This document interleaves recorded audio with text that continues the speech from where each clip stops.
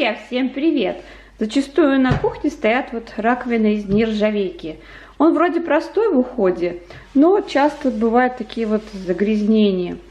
Ни в коем случае нельзя брать вот такую металлическую губку, брать какие-то порошки с крупными крупицами, потому что появятся такие микро царапины, и потом туда будет забиваться грязь, все хуже, хуже и хуже.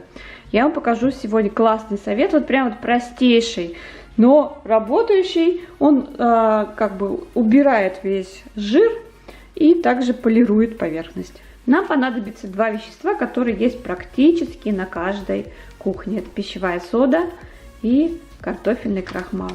Рассыпаем по всей поверхности раковины. И также рассыпаем соду.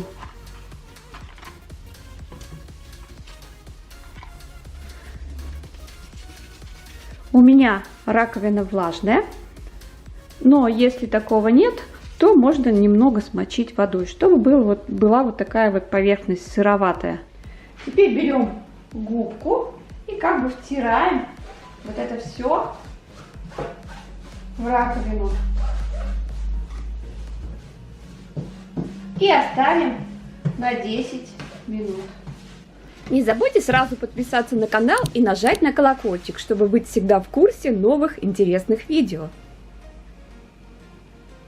Время закончилось. Теперь я пробиваю теплой водой и протираю насухо. Сода убирает жир, разъедает жир, а крахмал отполирует поверхность. Друзья, напишите под видео, вы знали про этот способ? Может быть, у вас есть какие-то свои секреты. А на этом я хочу попрощаться. До следующей встречи. Всем пока-пока.